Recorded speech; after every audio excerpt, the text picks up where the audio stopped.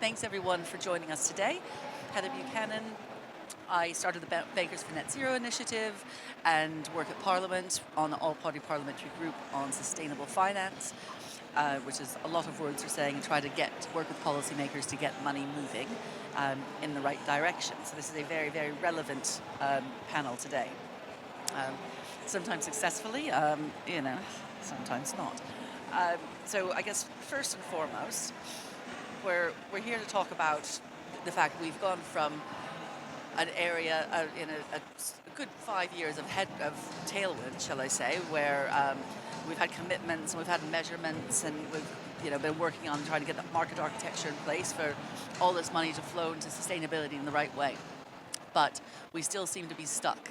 And whilst we're getting some gradual wins within there, it's not enough and it's not the scale that we needed to. So really our panel today is going to kind of talk about where we think the blockers are, and also I guess first and foremost who's responsible for making more money flow. Is it banks' responsibility? Is it government's responsibility? Is it regulators? Question. So I'm just going to ask each of the panelists here if they can give a slight introduction to themselves, and we can kind of go from there.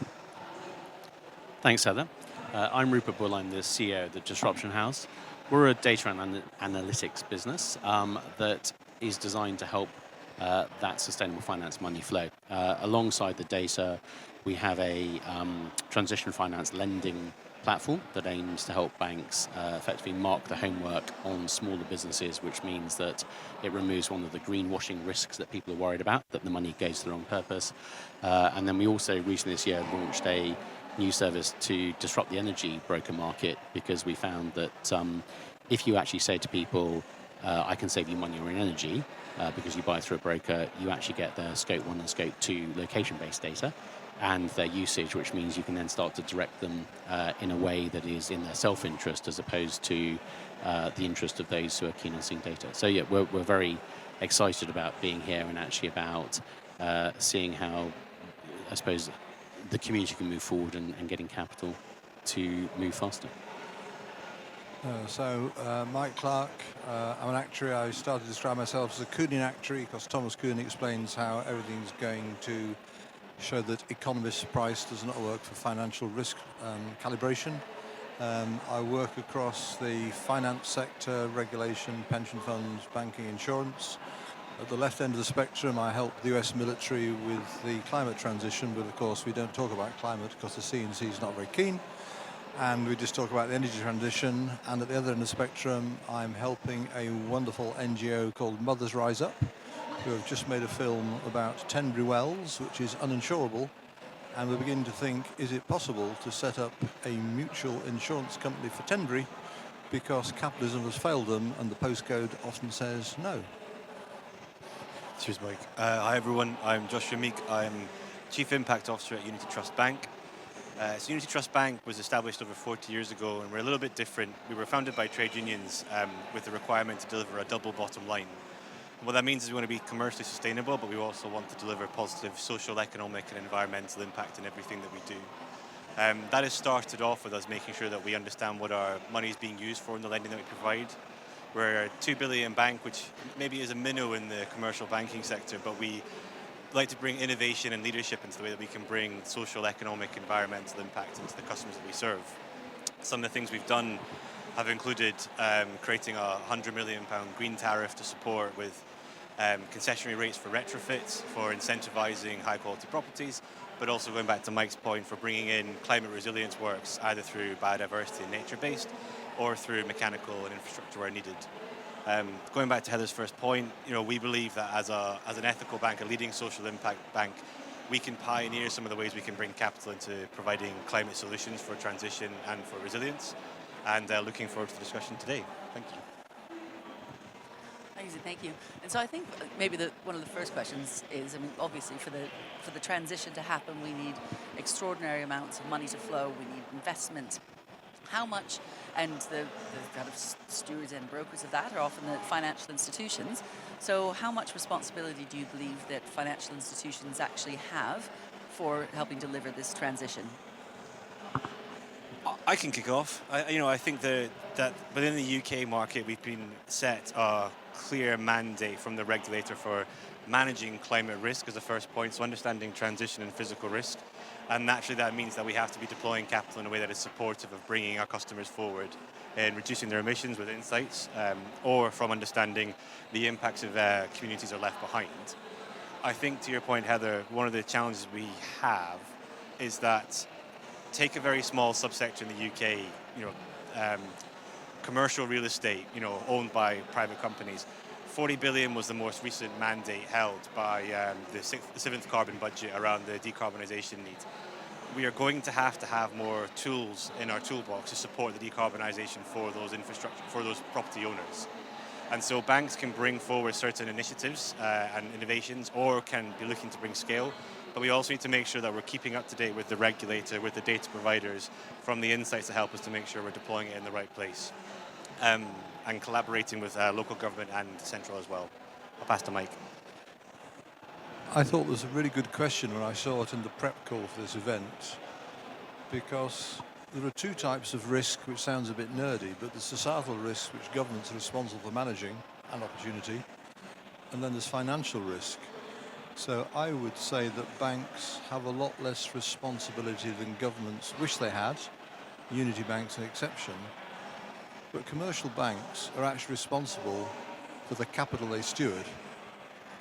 And that's actually a massive problem, because if we agree that a lot of climate risks are mispriced, then risk is being mispriced, which is a problem for a bank's balance sheet. So I think the answer to the question is less than governments think. Unity Bank can do more than most, because they've effectively got a dual mission to look after people.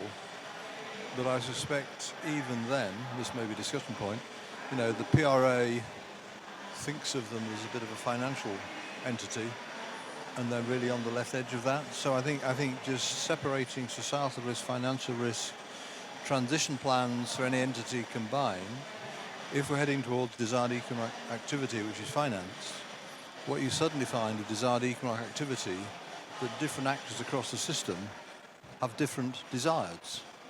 So the incentives, the barriers are different. Until we sort of surface that as common knowledge, then we're probably a bit stuck. I'm a bit of a root cause analysis guy. Thanks, Mike. I would agree. And actually, we are trying to... We need to be very careful of panels which says, I agree with what X has just said. Yeah. But, I agree the challenge is that you're trying to get different actors with very different goals to do something at the same time. So it's a coordination problem. And the only way you can get coordination is ultimately sticks or carrots. And at the moment, the stick is not there for the ones who need to access the transition capital, because they're the ones that you describe.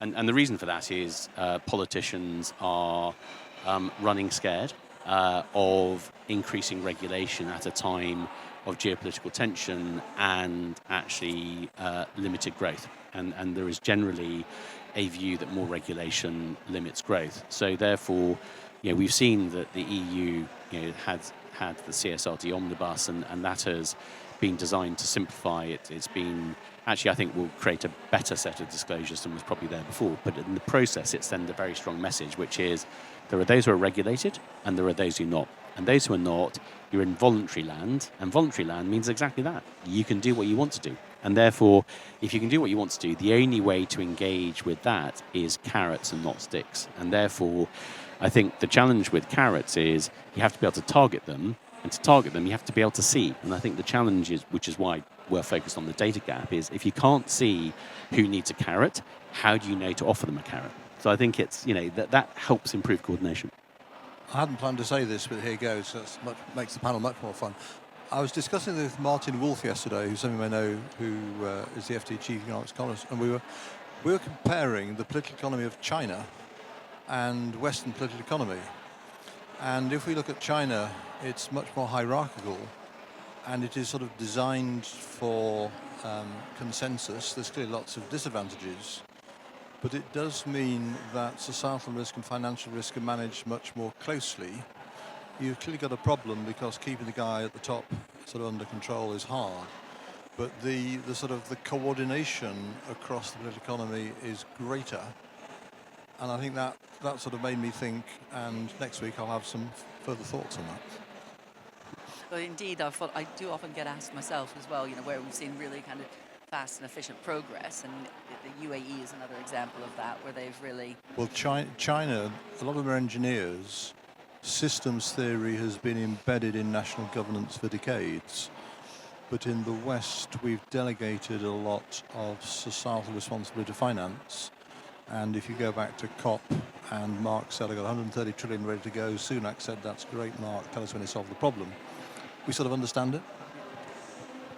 So this is an interesting point. I just kind of want to kind of think this out a bit before, because to a certain extent, we're saying we definitely need the governments to take the lead on these things, and governments are there to lead. Now, having worked in Parliament for the last 15 years, I always say to kind of corporates and stuff, you have to remember that politicians have their own kind of risk profiles, arguably less rational, and we can't just kind of feed it out. Well, it's rational. It's rational to them. Rational to them, exactly. But how do you, so there's this kind of responsibility that needs to be taken on the one hand for banks, if you're sitting there, this is where I need to get to, like still articulating to government that these are the steps, these are the bits of regulation that we need, X, Y, and Z. Because if we don't have that conversation going, we're kind of going in this loop of like, well, it's your responsibility to do this and your responsibility to do that. Well, I've got a question for everybody else on the panel, and I really don't know the answer, but my understanding is that the capital requirements of banks have no interest in the economic activity they're financing. So if I'm financing a ship carrying oil and gas, it's the same capital requirement as a ship carrying solar panels. So at the heart of the banking system, to my limited understanding, we've actually got a financial regulatory problem because we're not looking at the economic activity. Is that right? Yes. for a little bit, but yes. Yeah. I knew we'd get quickly into regulatory capital treatment, and the people in the crowd would go wild for this discussion. So, obviously you are right, and we're moving towards a Basel 3.1 system updates, including improvements to the way that we try and articulate, try and measure the appropriate level of capital treatment for the type of lending or investment a bank is doing. I'm not going to go into the detail on those points, but you're probably correct that there's refinements to do. Heather, on your point around, and actually going back to your point around carrot and stick, we've got a great example of a piece of work we've been working on with the Green Finance Institute, where it's not so much that we're saying you need to do this and we're sort of passing it back and forward, but it's about recognizing these are quite complex things, and the banking system has to be trusted for looking after people's money and capital, as you say. So we've been working with the Green Finance Institute to bring commercial property-linked finance into the UK. It's been recognized for a couple of years that a beneficial way to do that, learning for the 18 billion or so that have been deployed globally already within this framework called PACE or PLF, is to have a recognized capability to either draw a tax rate for retrofit works on buildings, or at least have an improved way of taking restrictions on titles on buildings to allow the loan to stick with the land, which means that small charities or SMEs who are being asked to make investments in their building efficiency that take a 65-year repayment profile can know that fits with them. And we know what that looks like. We believe that we have the framework of what needs to be developed on the legislative slide. And equally, we've got central banks, public finance institutions who are saying, well, bring forward the structures that you want and we'll work with you on that. And I think there's been a good collaboration between banks, between those puff-ins, or between the regulator. But to your point, while banks have been starting to set up, what do I need to meet my own transition plans to support my customers to get there, or to transition away from those who don't move, we also recognize that a lot of these are new financial tools we have to bring in. Although going back to your point, Mike, some of them are updates we need to make to a slightly outdated system for recognizing the inherent climate risk we have in certain aspects. Well, I've got a request. From a transition or a physical risk perspective. So please send me a one-page briefing note, and I will tell Rhea Marie Thomas what she needs to tell the Treasury. Simple. We'll do that. That's good. And then we'll see if the Treasury listens. I'm sure they will. Yeah, because we were talking about it earlier in the workshop, and I think, at one level there isn't a shortage of capital. There is a shortage of execution capability to get the capital deployed. And we did have a fourth panelist who couldn't be here today, who's from the EBRD. And one of the, I think, very successful schemes that the EBRD has in place is the GEF program.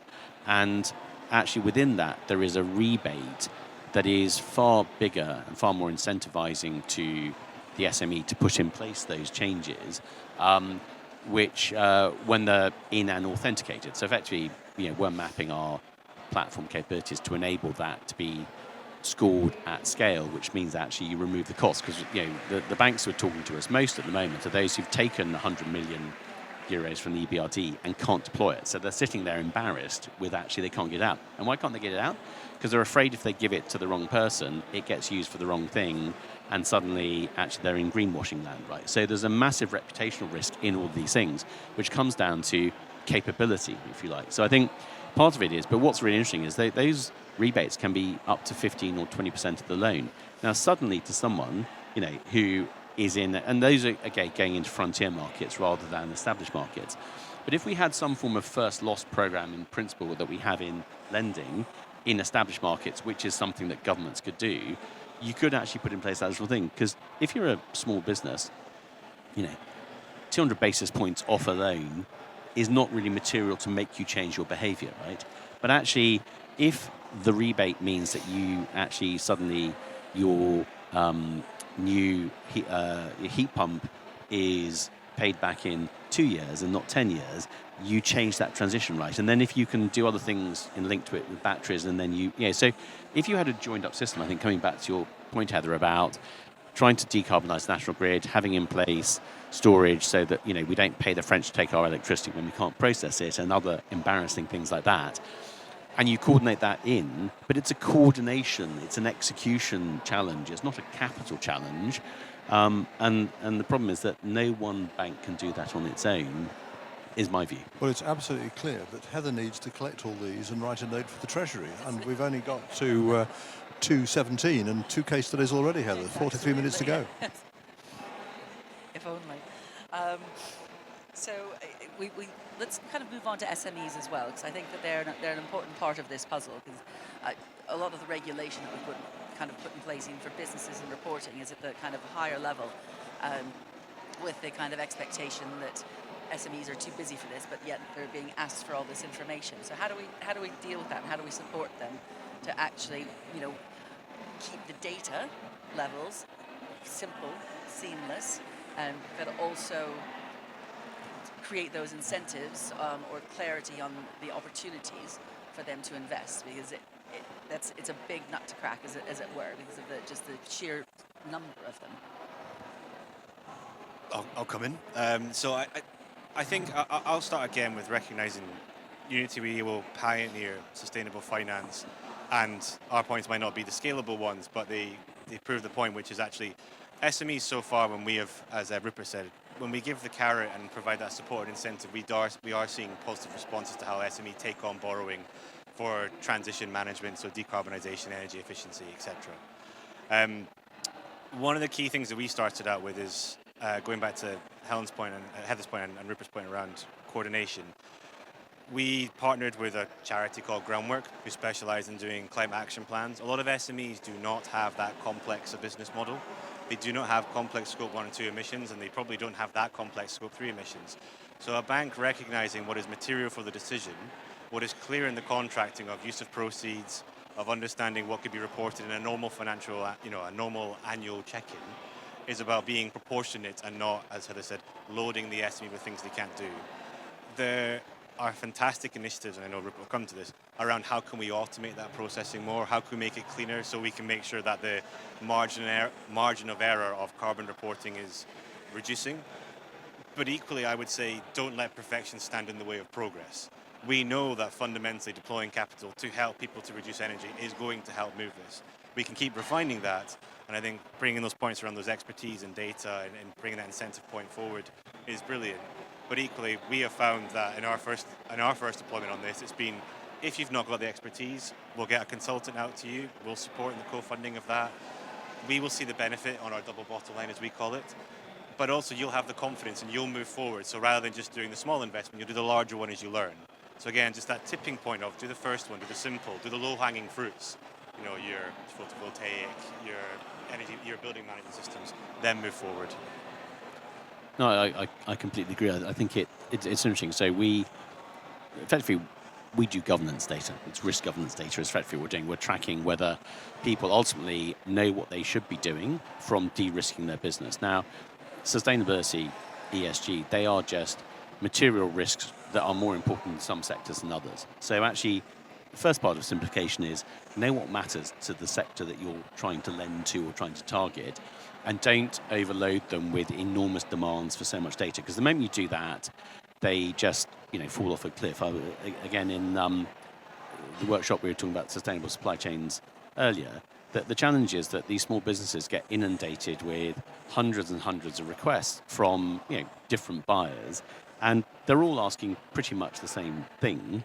But they are struggling to actually just process it, because if they've got 10 people, they haven't got the resources of a large organisation to report. So, but actually a lot of it isn't material. It's actually box ticking on the part of the large organisation that is just trying to, because actually procurement, it's that their job is to buy well, right? It's not their job to buy, with a risk management framework, right? I mean, that's starting to happen in Europe with DORA, and it's starting to happen here with operational resilience, which is actually, you need to have a view of proportional risk within your suppliers, but that hadn't existed before. And so actually, when you start to think about that, and what is a proportionate risk? Well, is it material, right? So I think, you've got to start thinking about these things, because what matters to a much larger bank than you, it has the teams to report on it, right? But actually, is it really material? And I think what happens is, because no one answers, you then end up with really bad estimates. So, PCAF level 4 and level 5, everybody knows that small business can hide behind it because it's an average, it's sector average. Well, I'll just take the average, right? But that's not relevant, because, so you've got to find ways to get beyond that, which I like your suggestion, Josh, as a way of simplifying. Well, we've already agreed there's far too much agreement on this panel, and I'm also a bit of a nerd about language. So firstly, I'm very rude when the phrase sustainable finance is used. Finance is always sustainable. We just make or lose money. We're interested in sustainable economic activity. And a year ago, because ESG is a cognitive greenwashing phrase, many of us rechristened ESG as energy, security and guns at the national level. So that's moving on to the language level. In answer to actually the question, Heather, I think we do need to bring in insurance, because one of the challenges is sometimes banks will lend but insurers won't insure. And sometimes, I think to my surprise, insurers are quite happy to insure, but the bank's credit committee becomes a bit of a sort of sticking point. So one of the things, I'm working with a guy called Andrew Hobley, who is working on 10-year forward pricing curves for insurance, which sounds quite exciting to an actuary. But the idea we can bring to get over the 1 year I may disappear problem seems to be one of the fundamental problems. So I think part of the banking challenge is to work out how banks and insurers work close together. And I think, as Joshua mentioned, at the end of the day, climate change is basically just the energy transition problem. Just to interject in there a wee bit, just on that point around bringing the insurers in. I think it's worthwhile if you want to bring in kind of all the other areas, because you're right. We're talking about banks as if banks are the only part of the financial ecosystem to get these things going. And what are the other kind of actors in there that would help when things move along? Yeah, I was just going to add to that. Your point, Mike, about insurers is really interesting, because when we talk to bankers, they're going, insurers, they're so advanced, because actually insurers are actually risk takers as opposed to risk transferers, right? Banks are risk transferers, insurers are risk takers. So in a sense, and they're also not governed in the same way by the PRA. So the challenge, I think, is no banker wants to change their risk model because it requires huge amounts of historic data and a sign-off from the PRA. And so actually what we're talking about are supplementary risk indicators, and insurers have much more flexibility in bringing in supplementary risk indicators to determine whether they insure them or not. And so we're in the process of creating a partnership with one of the leading providers of flood risk data. And so they actually started out I didn't know this until I got chatting to them, that before they came along, everybody who lived within, I think it was either 30 feet or 30 meters of a river, paid the same premium. But that didn't, it was the same premium whether you were down a hill and liked to get flooded or on top of a hill and you'd never get flooded. Everybody paid the same. And then one of the big insurers got talking to someone in an area. He said, well, actually, I can map that. I can map them whether they're up or down, and then I can map around it, say whether there's trees that might absorb the rainwater or whether it's just, run off, like everyone's paved over their front gardens and it's all going to go down the hill and get flooded. And so they thought, oh, well, we'll take that. And then what happened was that first insurer bought that data, and then they just decided to take premiums for those who live on top of the hill. Everyone who lived down the hill got moved to the next insurer. So until when those guys suddenly were paying out a lot more, guess what? They started buying the data as well, right? So actually what happened was everybody now buys that data. And so now, insurance risk is priced is that property, in a 1 in 100 year risk, or is it a 1 in 5 year risk or whatever? The reason we're partnering is we can do an overlay. So, well, actually, does that company have good management control systems in place that means that even if they are flooded, they're less likely to be out of business for a long time because they put in place protection. So you're layering over another colour on risk. Now, that's a much easier conversation to have with an insurer than it is with a bank. A bank doesn't even know where to start to have that conversation because it's not the credit guys, because, don't want to go there, But actually, business interruption is a credit risk, right? But it's not in a credit risk model in the same way. So part of the challenge is the protections that have been put in place by government, possibly because of the global financial crisis, are actually holding up back banking in some ways from actually thinking about risks holistically, including bringing in supplementary risk indicators. So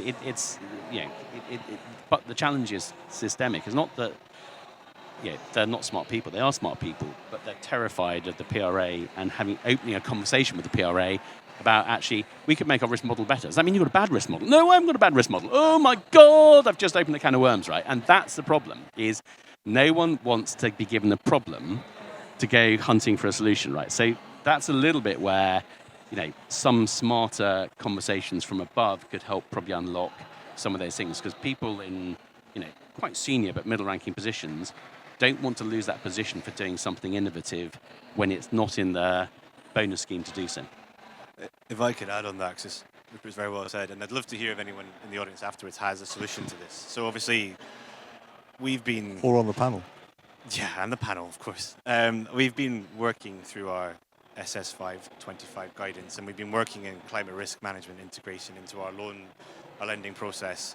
And Rupert, the point you made, which is, well, climate risk, everyone goes, well, that's not the credit guys. The credit guys look at credit. They don't look at climate. And my team's responsibility has been to bring in, before the credit guys are looking at their assessments, we're now looking at all securities on a 2-degree, 4-degree warming scenario across 13 or so hazards, five-year increments. I am yet to find someone in the data provision space who can tell me that they are confident about the underlying scientific data they're using, the climate models they're using, who can then take the translation through into my ECL model to my IFRS 9 with certainty to have that discussion with the regulator. And I think that's the part that's really interesting, is that spectrum of the level of climate science expertise through to, as you say, the interlocutor with credit, and then how we link that into our overall IFRS 9 models is a real challenge for banks that we found others are dealing with as well. We as a small bank are a model taker, and to your point, all models have buffers, as they should in banking. And to your point, if you are going to come and claim, I've got enough data to take a bit of space out of my buffer on a climate basis, either because I've got people who are proactively managing the risk from a transition perspective because the regulator, or from a physical perspective based on a severe climate shock, I'm yet to see someone who can help take that pathway forward.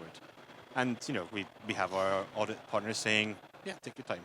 So it's important to manage that as well. I completely agree. I need to learn a lot from the two guys sitting next to me outside this meeting. But the beginning of the solution starts with the narrative climate scenarios we wrote for the insurance sector 3 years ago. They put insurance in the great abandonment scenario. The current conversation with the PRA says you will never admit it, but you are an adaptation regulator, because insurance is essentially an adaptation industry.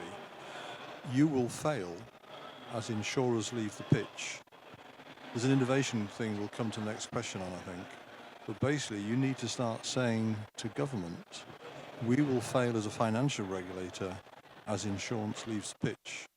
So they need to accelerate mitigation. But I think the question within the PRA builds on what you said, and making middle-ranking senior executives braver because they understand the problem, and the PRA must not have the reaction that you highlighted. So I shall work on that. Thank you.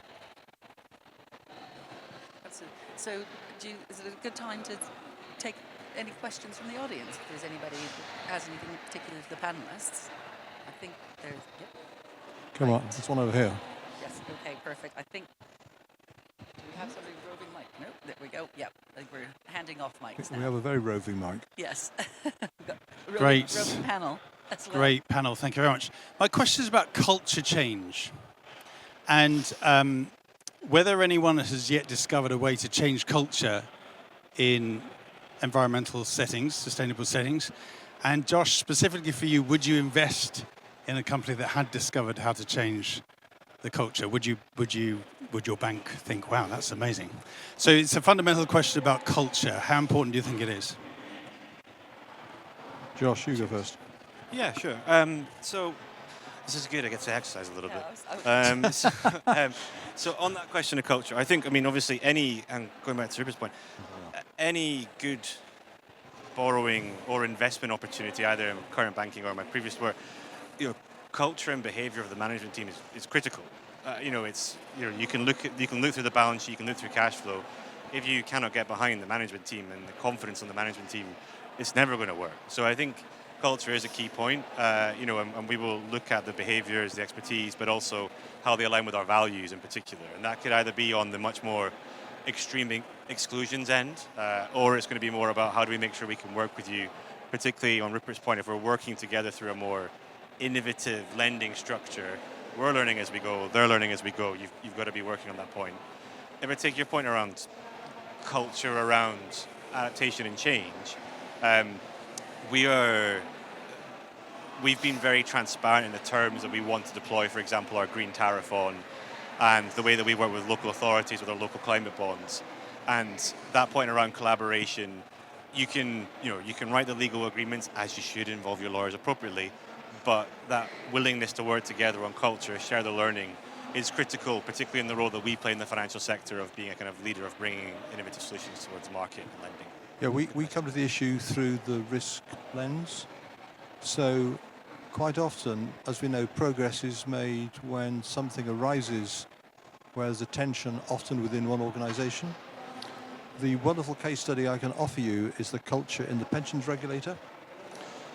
TPR set up a transition plan working group. It produced the wonderful, said the co-author, transition planning code. Despite TPR's call for innovation to the industry, they are so scared of innovation, they will not even give it to DWP, who set the brief for the transition plan working group. So I am seeking to highlight the tension between Narciga Delphas's call for innovation, which actually is hypocritical given what TPR have done. So I think quite often you get change by highlighting anomalies and getting to work out where they stand. Does that make sense? I think picking up on Josh's earlier point about the green frameworks we bring together, it's about not letting perfection be the enemy of good, I think, as well. And again, I think that's where, going back to the PRA, where everyone's terrified of if it's not perfect, we can't have a conversation with you until we have enough data over time. Because I think, what was really interesting when we started talking to the flood risk guys is actually the way they deliver the data, although they can give a very precise score to every single property location, I think within 5 meters or something in the UK. Actually, the way the banks consume it is red, amber, green. Yeah, and they bucket them into red, amber, green. And, every red gets a visit from a surveyor to kind of go, do I really want to lend to these guys, or do I want to insure them? Amber close to red gets a visit. Amber close to green doesn't, and green doesn't get it.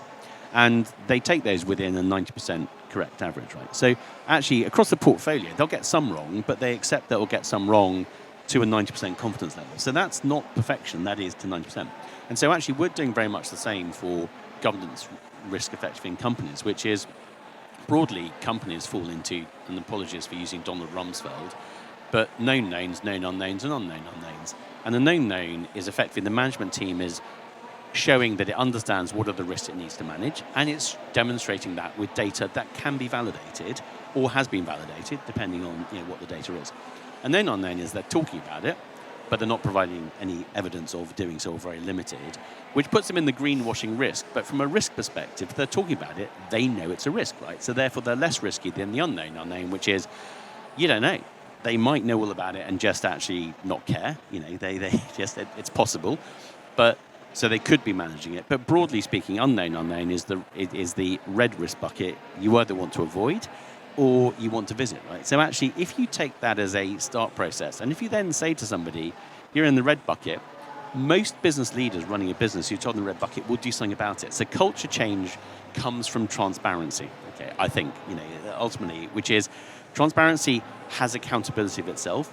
And if you actually, as long as the transparency can be explained and defended or improved by people say, I do that, well, show it to me, right? So the point is you start to create a conversation which comes back to those who go into denial, who are you to tell me this as a sort of person you probably don't want to lend to anyway, right? And if they go, thank you, let me do something about it, they are the right sort of person, right? So actually, ultimately, it's all about human reaction to data. But I was talking to someone the other day that in the old days, you had bank managers who were in branches who could make lending decisions in rural Leicestershire, right? Now that doesn't happen. In those days, they played golf, and at the golf bar, they knew that so-and-so, manager of that business. His house flooded yesterday. But actually also that he always paid his bar tab on time, right? And this one was always being chased because he was always late, right? Now, that local knowledge went into a lending decision. And as everything's been retreated in the interest of cost into a central processing platform just off a credit engine, you lose all that colour, right? And I think that's what we're trying to do, is bring back colour to allow better informed decisions based upon the people, because people run a business, right? Businesses don't run themselves. And if you've got the wrong sort of people in the business, they'll make a mess of it, right? This is Kevin Borden from Visid. The PRA have recently introduced litigation risk as a disclosure issue for banks and insurers. Can you just speak up a touch? Can you hear me now, Mike? Yeah, better. Okay. The PRA have recently introduced litigation risk as a disclosure issue for banks and insurers. Should they have just gone full carny and introduced the broader concept of liability risk, as this, when added to physical and transition risk, provides a proper framework for the calculation of a composite exposure metric for use in DCF modelling? Yes, but I'll let others answer first. But the answer is yes. Well, there you go. And it's coming, so I can't talk about it in detail, but I'm involved in litigation against a non-UK pension scheme where the members of the pension scheme are saying you're investing in fossil fuel and that's destroying our retirement. So litigation is coming, and as you say, it was dropped because the US couldn't cope with it in the original TCFD, as I recall, Kevin. So I think liability risk is wonderfully unquantifiable, which gets to the heart of the problem, that if we look about the models, how do you model liability risk? Well, you stick your finger in there and hope and stick a bit in the ulcer. So I think the liability risk, which encompasses litigation, but effectively other liabilities, is probably something to advocate for, because being an actuary, I'm very conscious that risk is constrained and we need to get to uncertainty. And liability risk is probably the biggest uncertainty, but I'd be corrected if somebody thinks there's a big one. I think some of these things are becoming transparent already. So Dyson just got sued successfully in the UK around, I'll use the word loosely, but abuse of contractors in a Malaysian subcontractor who actually didn't work for Dyson, right? So it was tier 3, I think, exposure. And none of it happened in the UK, but the UK court actually caught it and Dyson has been fined. So there is already actually litigation risk in some of these things, and that was basically human rights abuse within the supply chain.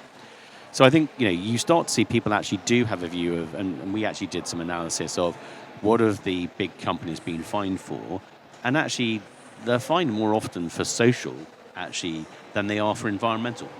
Generally, not exclusively, but generally I think we found that analysis. So I think there is there are things, and if you take that into account and you look at it, well, are you in a sector that always gets fined? Then you'll take that into account when you're making a lending decision, because you know that actually typically they do that, but it typically takes 20% off EBITDA or whatever it is, right? So some of those things can be quantified today. I'm not in a bank, so I'm not sure how those factor into the credit decision-making process, but... Yeah, it's a really good question. I think but we were moving into that point around, in my view, not your terminology of ESG, but we're moving into your point around kind of ESG management in banks, and you got the ORSA and pensions, and we're looking at the ICAPs and ILAPs in our banking sector, and considering what are the kind of stress scenarios based on a litigation or liability event that would really stress capital. And I think any guidance, support, enhancement to make sure that banks are taking this seriously is important. I go back to my point earlier on, though, which is that I don't know if it necessarily accelerates the deployment of capital to support good transition behavior.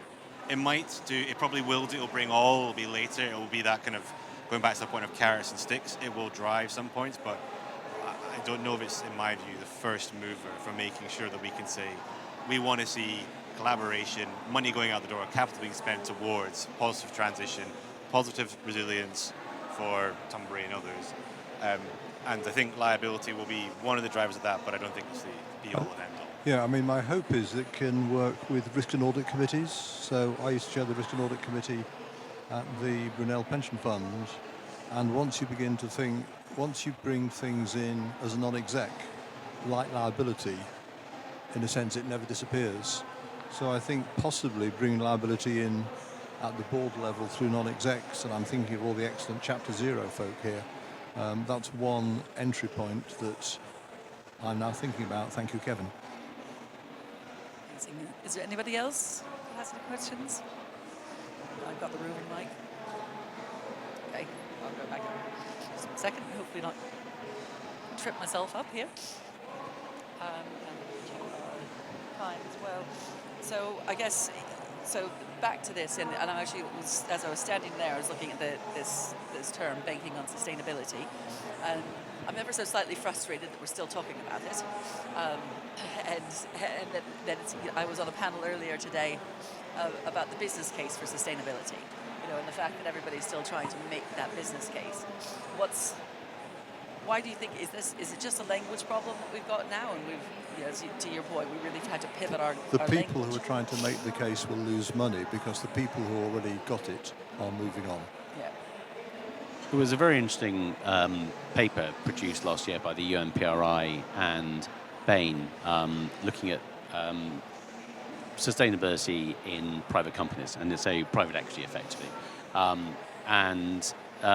What it found was that there are 17 levers, of which, off the top of my head, there was sort of 8 E and 9 S and G, that can improve the financial performance of private companies over the holding period of a private equity, typically 5 years. And if they were pooled, they delivered 6 to 7% increase in exit valuation and about 6% increase in revenue.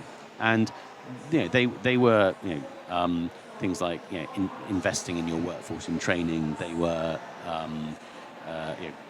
buying, investing in renewable energy to cut how much you were spending. And there's all sorts of things, but it's starting to get a view that it is an investment lever. And the moment it becomes an investment lever, but what's interesting is to do that, you have to separate ethics from sustainability.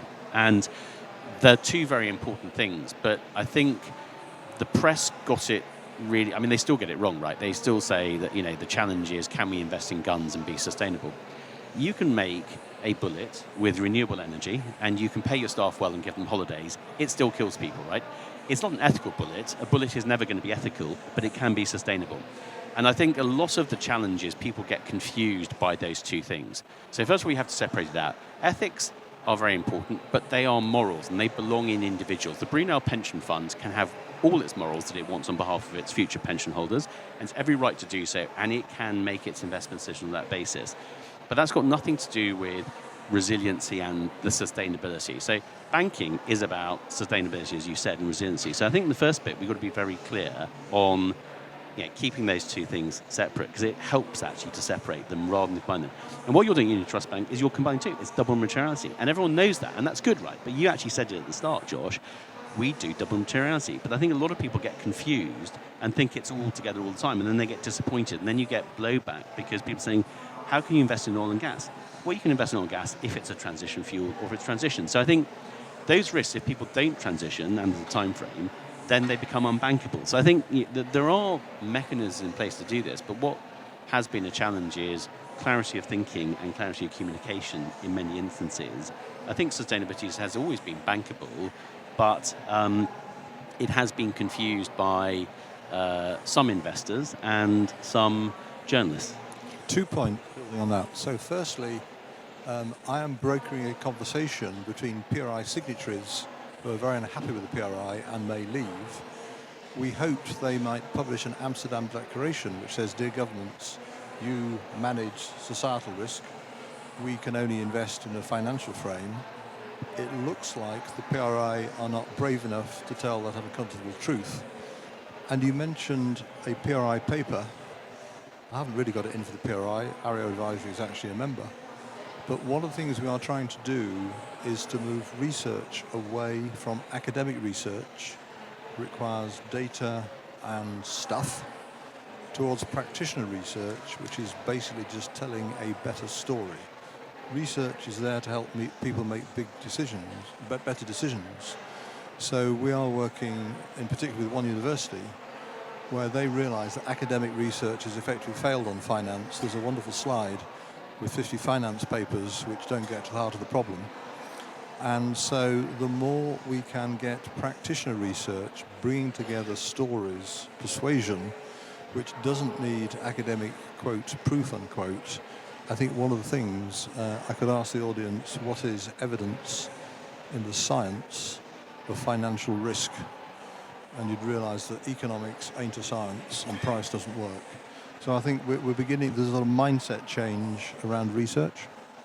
It's interesting, actually, that building on PRI, there's a paper that was published by Stanford University beginning of this year, maybe end of last year, by an academic called Ashby Monk. But Ashby is not your traditional academic. He's a commercial academic, if there's such a phrase.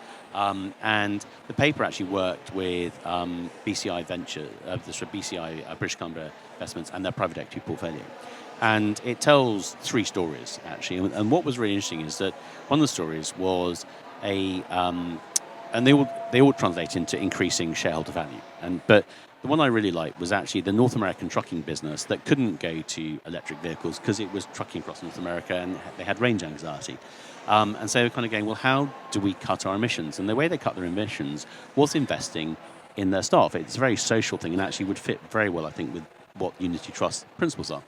And what they did was they decided to pay the drivers better. And they also decided to pay the drivers better on condition that they went out with fully loaded trucks as opposed to part-loaded trucks. So the end result of that was it cost them more to pay the drivers, but actually they drove fewer miles, which meant they saved money on diesel and therefore emissions. They had fewer accidents because they had more experienced drivers, so therefore they claimed less, so their insurance premiums went down. And they spent a lot less on recruitment. So actually, overall, they were sort of negative on paying more staff, but they were actually very positive on fuel, insurance, and sorry, the third one I've forgotten that. But anyway, but the end result was they increased shareholder value by 140 million, right? Because on the basis of what was the multiple of that business and 10 times. So I think it's thinking differently. Those are things that are actually using levers that are well understood and risks. And then you kind of go, oh, I want to lend to them because they've just actually done the right thing. And I think it's about looking at it and people might not like trucking businesses, but that's a view. You don't like a trucking business, you don't like a trucking business because it hasn't gone environmental EV, but it can still be a good business. And I think that's the bit we need to get out there more of.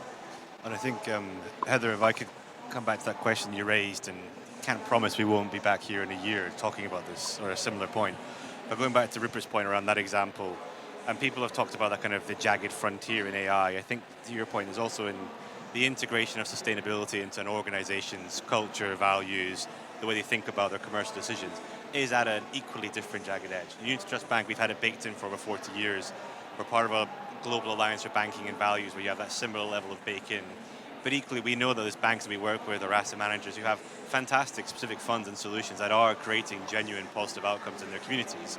It's just there's not a one-size-fits-all on banking on sustainability. We know the model that works for us. Customers come to us because they know that their money is going towards good.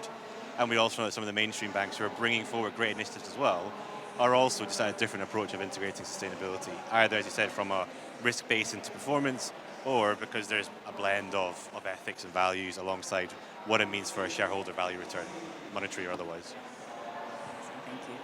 I think we're just down to our last kind of 5 minutes here as well. So if I'm going to ask for kind of... Do you have a question about transition plan? Would you like a question about transition plans as well? So, I do have one.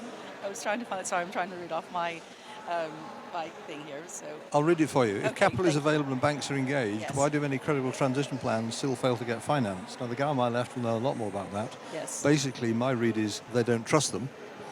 And so what we are doing, and picking up some of the earlier points made, we are trying to expose transition plans from real economy companies first to investors. So I am working on a project where we get a roundtable, we get investors, we get real economy companies with their transition plans, and the conversation goes, please present your transition plan, and then we'll tell you the bits we like it and the bits we don't.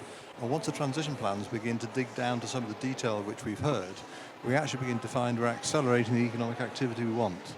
So I think, the Paris Agreement was the first transition plan for the world. It's sort of failing because we need Article 2.1D about risk. But I think the transition plan area is the next space for acceleration, but that could be wrong or agreed.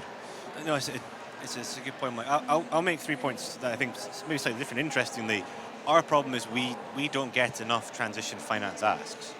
The 100 million obviously is made up as a starting point of those who are already there in terms of being a low emissions business or integrating climate resilience work and transition plans. We want more to come to us. They don't come. I think the problem is that the loaded term of credible is a very important point. What is defined as credible versus the credit risk view on it. So I would say I'd be interested to see what the ones aren't getting financed, and whether or not that's at the SME or corporate scale, or if you mean at the kind of national scale. It's a different question. The second point of maybe why they're not is still in certain constituencies, including the UK, we don't, for example, have the right type of mechanisms in place beyond a guarantee for the National Wealth Fund, for example, that actually the underlying credit quality of the borrower is good. It still fundamentally is, if we're giving someone a loan, we're putting a liability on their balance sheet, we're responsible for not doing that. So it can't just be, it's a great transition plan. It has to be, it's a great transition plan for a business we know can repay it, and that we are giving the right type of finance at the right time. And I think the third point is actually, again, this is where Unity might be a bit different from others. Credibility for us is knowing that it's going to serve our borrower, enable them to carry on delivering the positive impact in their communities. What it might be for some of the other banks is, maybe going back to Rupert's point, that liability, that litigation risk or that greenwashing risk. A lot of other banks will have a very high standard of saying, I have double, triple, quadruple checked the outcomes of this before I will call this a green transition plan. What we would rather see is barriers that breaking down the barriers to let people bring forward transition options. So that's my view from the banking side. I think one of the things that is interesting is, we are reasonably low now at a global level, carbon-intensive economy. So some of it might be because we got better, we have done a whole range of transitions. Some of it's because we've actually offshored it to other people and we just counted it, right? So we've done the wrong thing, which has caused other societal problems for doing so. What's interesting is we have an office in Istanbul, and I was in Turkey last week there on business, and CBAM comes up a lot. And that is a really effective way to get the attention of businesses, and they're all queuing up for transition finance programs to get it out, right? So I think, actually, there are already that may not be places we can lend to here domestically unless there is a mandate to lend internationally, et cetera, et cetera. But it's also, we need to recognize where we are on that journey to net zero, and what type of businesses we have here that are left. And actually, many of those are actually, yes, there are still quite large emissions coming out of transport and hospitality and other things. But the challenge there is they're made up of lots and lots of small businesses. So you've got to come up with a scheme for small businesses that incentivize them in order to do the right thing. Because the challenge is that there are small businesses that go, well, actually, I'm not having that big an impact. individually they're not, but collectively they are. So that the challenge is a different one in the UK than it is from other still, more heavily carbon embedded economies, where I think transition finance is now starting because there's a focus of it costs me money not to transition. So I think it does actually come back to incentives, I think. And very final, kind of last quick question for everyone. Looking ahead, what's the one big change that you'd make in the next 12 months that is going to kind of turn the dial on things? Okay, this is a pitch, so be careful. I'm an independent member of the Vizard Advisory Board, Vizard spelt VYZRD. You could take a look at their website. You could look at what they are doing with clients and prospects. And 3 case studies would be A, you can get a revaluation of a company because it accommodates climate risk.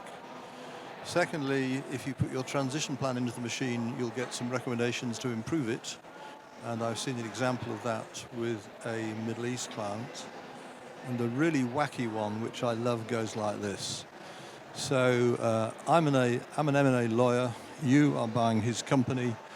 He's a bit dodgy. He's not put it on the data room. So to prevent the risk of litigation 3 years down the road, when you find you've bought a pup, you actually get Vizard to run the machine over his business model. So I think it is far beyond my comprehension. It is doing things with AI which have taken 6 years to build, but you've heard me go on about societal risk and financial risk being different. Vizard's how to deploy capital better tries to bridge that gap. But that was the plug, so be careful. I think just a note on that point, I believe completely in Rupert's integrity, and there's no hiding in the data room of Rupert's work, to be absolutely clear for anyone in the crowd. Actually, I'm not sure I would change anything, but one of the things I'd love to see this continuing support and engagement is the idea of the localization and taking place into account when we're thinking about transition plans. We've talked about in Rupert's data layers and the use of AI. Transition and climate risk, physical, is a place-based phenomenon. We have to recognize how that's impacting. And our work with local authorities on local climate bonds, I'm seeing how we can be decentralizing some of the international investment decisions, is the way in which we can make sure that the type of investments we're making for transition or physical adaptation stick properly. So it's not a case of I change anything, but definitely a bit more fire under that decentralization and enabling local deployment would be great to see. I think